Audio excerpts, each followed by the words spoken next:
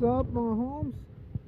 So mga homes, no, meron tayong road test dito kasi merong complain na nagka-cut off daw. So ayan, pakita ko sa inyo. Ito pala yung Tuareg na 660cc. Ayan mga homes, oh. Napakaganda niyan mga homes. Ayan.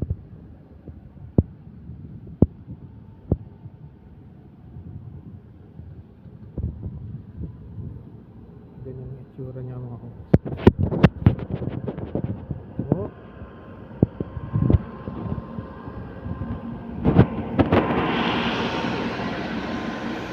Ayan, montage ko lang sa inyo mga homes. Ayan siya. Ganyan ang itsura niya.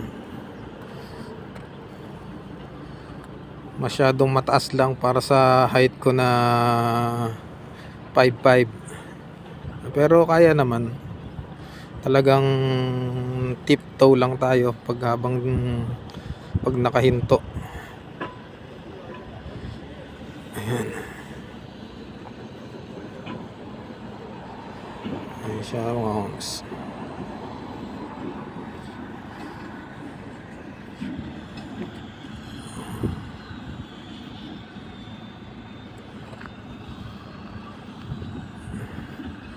Sarap siyang gamitin, gaan dahil nga sa 660 lang, magaan siya.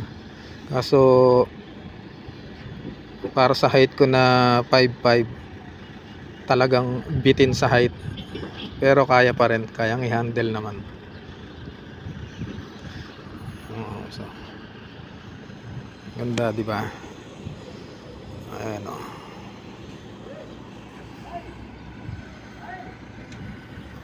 Masarap to ipanglaro sa sa disyerto. Sa mga lubak-lubak, tawid ng ilog, laban tong motor na to.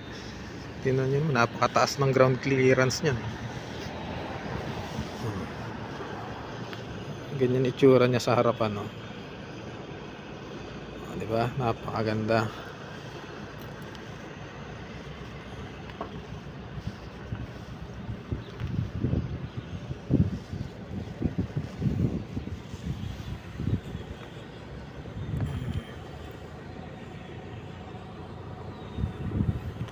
Pakita ko sa inyo yung design ng engine niya. Ayan.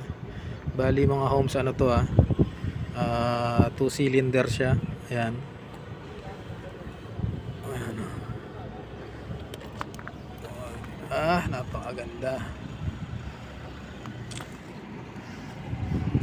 Sarap gamitin to dyan sa Pinas. Adventure. Akyat ng bundok, tawid ilog.